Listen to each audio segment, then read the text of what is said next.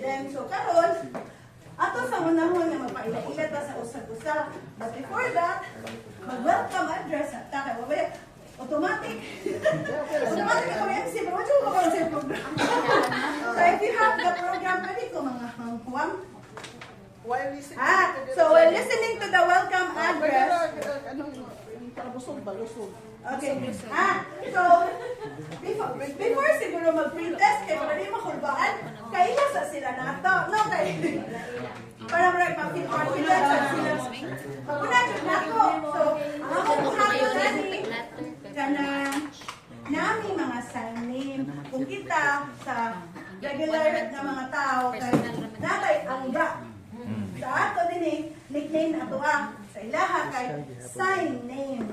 So, kung ako, and makatabang kaayo kanila ang paggamit og hearing aids, kanang mura og kanang earphone, og makapakigsulti pa sila sa uban.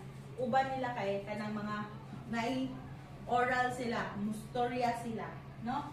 Nabatay gidalang oral, ma'am? Wala na. Sama ni ini na sa isang Mao ni ang usa ka sample nato sa hard of hearing. Wala mo mali. Nara siya yung gamay nga madunggan. Thank you. Next. Sunod, ang ikaduhang klase kay mao ang deafness or ang atong gitawag nga bungol. Nagpasabot kini sa hingpit nga pagkawala sa pandungog o grabe kaayo nga diferensya sa pandungog nga dili na gyud makasabot og pinulungan. Ang usa ka tawo pinaagi sa pagpaminaw bisan pa og nagamit siya og hearing aids. So kani siya wala na gyud sila madunggan. Lisod sila makasabot sa mga pulong nga gigamit nato nga isip makadungog. No, klaro lang ang atong kalahian sa naay diferensya sa pandungog. Sunod, if hinumdum pa mo sa inyo ang exam ganihang, no, natay gitawag nga death, nga dako, nga death, nga letter D. Di ba, unsa man to yung gitubag ganiha, dako to nga letter D ang death ninyo, no? So, natay duha ka klase nga bungol, death nga dako ang D, o death nga gamay ang D. Ang dako nga D, nga death, or bungol, mao kini ang termino nga naghulagway usa ka linguistic nga kultura o kultura nga pagkatawo. Ang deaf community usa ka talagsaon nga cultural group nga adunay kaugalingong sinultihan. Kasagaran usa ka sign language sama sa American Sign Language or Filipino Sign Language or ASL or FSL. Mga mithi, kasaysayan, kostumbre o mga social convention. Naghulagway na nagrepresentar sa English na pulong sa pulong appeal na ang mga prefix, suffix, and verb tense markers. So nagamit kini og mga sinyas gikan sa SL sa language apa nagsunod sa English grammar ug hanay sa pulong. Ang tumong niini mao ang paghatag og visual nga representasyon sa English nga makatabang sa pagpalambo sa abilidad sa pagbasa ug pagsuwat. So naman sa tay Filipino no, nasa tay English. So total communication mahimo kini paglakip sa kombinasyon sa sinultihan, sinyas na lingwahe sama sa SL or C, nya finger spelling atong ganina mark M A R K mo no mark di ang iyahang spelling sa imong name iba letters or niya imong gi sa M A R K. So lihok og visual na mga tabang kini nga pamaagi kay di pahaong sa matag individual o gitumong sa pagpangita o unsa ang labing epekto alang sa matag usa ka tawo. Sunod, nanatay RA number Filipino Sign Language. Basta ganit mo na ako ha. Nanatay Filipino Sign Language katong good morning. Kaya ang katong po ang English good Asa to? Warning. So, ang RA 11106, ang Republic Act number 11106 na ilhanusab na Filipino Sign Language Act. Usab ka importante na balaod sa Pilipinas na nagdeklara sa Filipino Sign Language or FSL. Di ba na mo? Tingnan na FSL. Kasi Kabalo ka nun saan na ito magamit. May nananag yung ganaan na ni. Yan, nabilang yun kung ganaan na ito kung makainumdum ba mo sa mga information nga nasulti ganiha. So, raise lang sa hand, ha? Kung gisay makatubag. Yeah, once makatubag na, dili na pwede mo answer sa sunod. So, ma'am, unsay in English sa buong. Sige, ma, sir. Titus. One more, again. Titus. Titus. Sige, duol na, duol. Duol na dyan tayo. Sakto, sakto, utay. Utay, sakto, utay.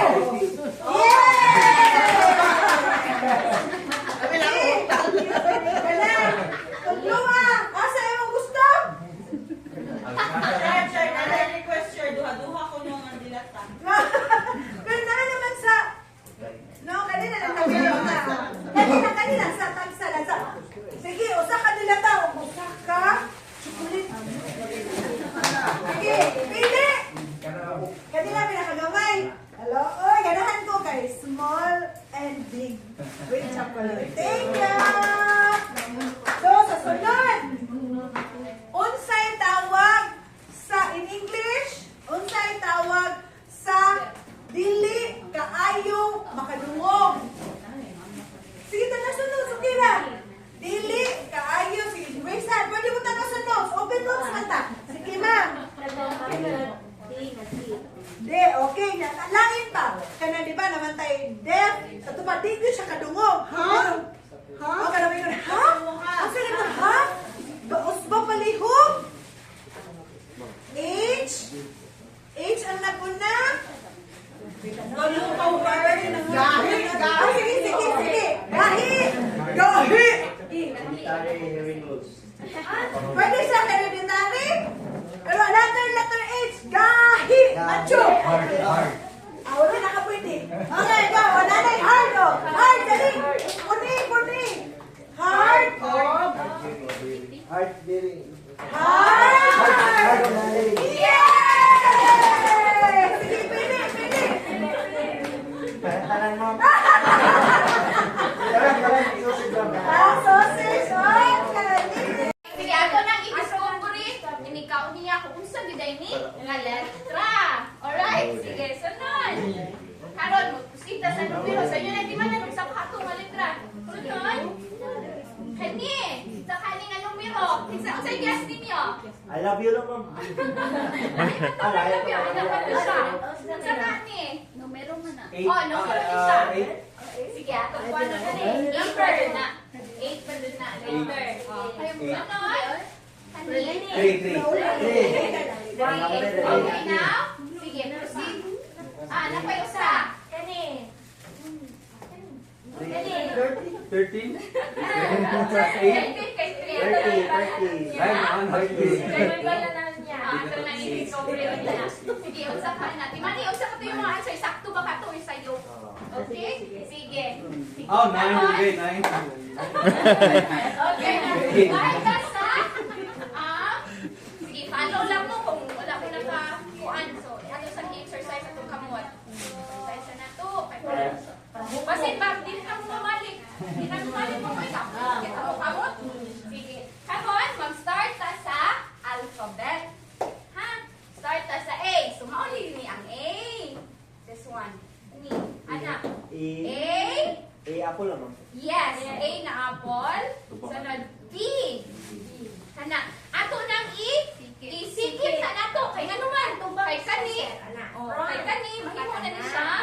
Number 4. 4 na ni siya sa FSM. So, ato na isikip para mahimo ni siya. Letra nga B. Kana, sikip na to. O, kani siya, letter B. Sunod, C. O, C. And then, D. Ano din yun? Anak, D. O, din siya, E.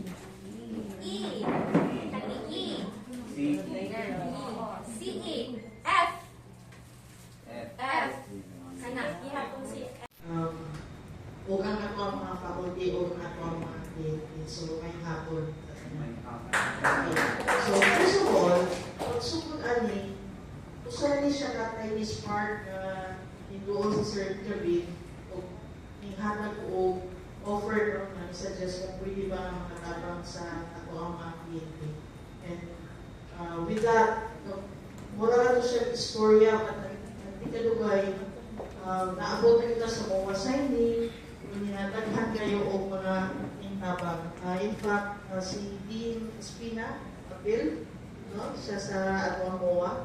And we are really grateful because since that time na nag-MOA signing ka, amo na yung di-surrender ang tanan diri sa CPU. Okay? Our task, our mandate is to rehabilitate those clients and redeem their lives. Those clients na mga nakahimo og sarao. Those clients who were convicted but first-time offenders. So nearly majority of the percentage of our clients are unemployed, and those clients who belong to below poverty line. So naay mga stigma, maglisod sila pangita og trabaho. And pagduol ni Sir Japin, nganingon na ang CPU extension willing mutabang og muhatag og skills training, willing muhatag og values formation, willing muhatag og educational, no? Na mga pagtabang sa itong mga kliyente. Dako kayo na mong kalipay. Because dili lang kami, no? Dili lang ang amo ang pagtabang ang pinanglan, kundi pagtabang sa katibukan sa atong community. For once, they will return to our community, to our barangays. So, with this help, no, with your support, I hope na feel ko ninyo ang fulfillment of trying to help our brethren, no? At ang brothers na the least, the last, and the lost. Connected. Okay, so thank you so much for helping us. And with your help, dili na ni siya tama sa ako ang kliyente. Disconnected. Inyong mga pagtabang, muabot gini siya sa muripol gini siya sa ilahang pamilya, sa neighborhood, o sa katipukan sa ato ang syudad. So, thank you kay disconnected na nahatin. Thank you so much. Okay? Vice President, Chief, and my faculty teachers, and Sir Digoma and Mamel, thank you so much sa opportunity na inyong ipaabit sa mo ang maka-learn ganito yung bisa taas na mga edad, then para sa uban or para namos tingali nga kanang wala kami chance tungkol sa sitwasyon, pero karon nabot yan tayo na natin mga tao dahil willing o nakahuna sila sa pagtabang, willing nga kami sa maka-learn po mga skills. O sir, thank you dito kayo tanan ninyo tili tungod ninyo wala may karoon, wala may katawag kanyo ka ng chances and mga bagong mga learnings gikan sa mga teachers. Thank you tanan sa inyong mga sacrifices sa inyong oras yun, labi na sa oras. Thank you sa tanan, ma'am. Thank you niyo tanan.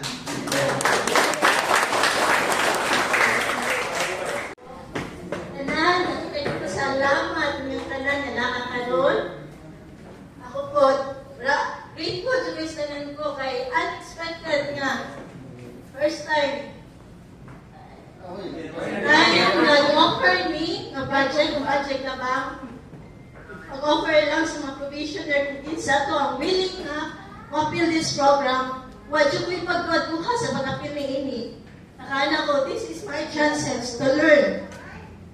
Para ginako ko and to have a certificate. Gusto na ako maka-experience unsa ang makakatulog mga skills o makatawat ang certificate. Para dyan akong ipangandor. And now, mga dyan niya, nahitabo na dyan ko. Thank you sa ating mga commissioner, officers, sa ating vice president of the CTU school, sa ating mga faculty teachers, kaya sa ating vice of teachers, na ang tulog na mo. Kaya po, pasalamat sa Ginoo na if there's a will, there's a way. So, God is good yun. Ano na.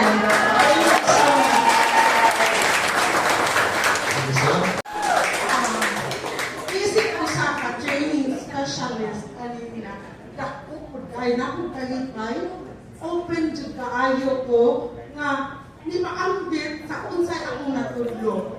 Sincere, sa akong perception during that day, willing kaayo sila makaton sa akong gitudlo, dili man tanan sayang, pero sakto ba ko na nakaton yun mo? Yes, ma'am. Salamat kaayo ug dili lang sa akuha sa TVL, sa tanan nga area nga skills, ako magahatag og confirmation nga willing ug daghan mo nga katunan dili lang sa ako ang room sa paghimo og malunggay capsule. Naot ko nga inyong giinom kay ako kadaan na inom. Nagkagwapa dyan mo maayo.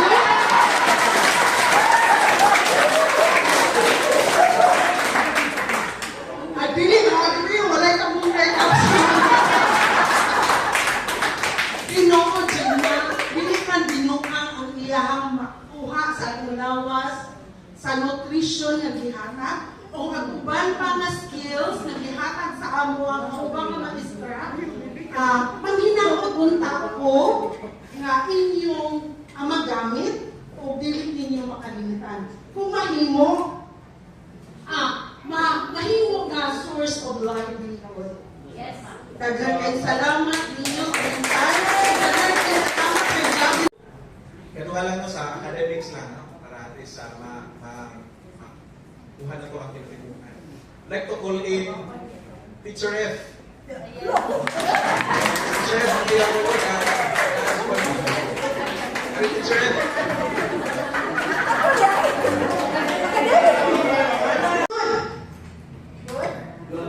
Good. After nun naman siya, south na padong na sun. Okay, everyone. Ano sa una ko kaya? Wani absent ko niya. Good. Good afternoon, everyone. Good. Alright, salamat kaayo, no? Maybe, dili tanan. Gamit ani everyday, pero sutian sa mo tanan, maka-adik ni.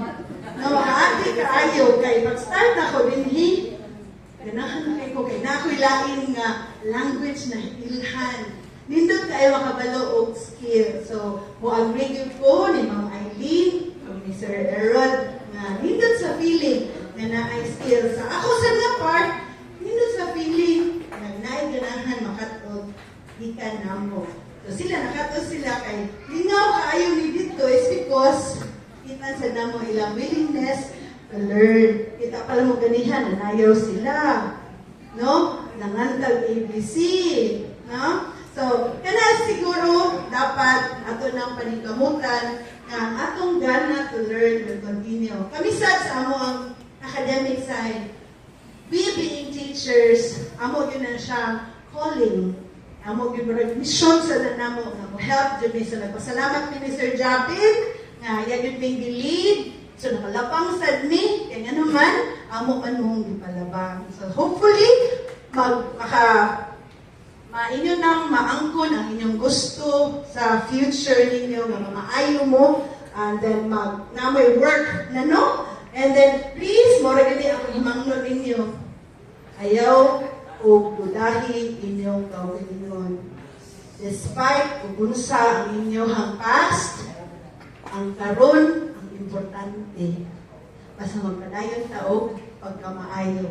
Okay? So I hope makita ko ninyo na niya mo dito si Sir Aaron, translator na. No? Si Mama Aileen, dancer. So thank you so much. We are very privileged and salamat kaayo na inyong ipili ang city.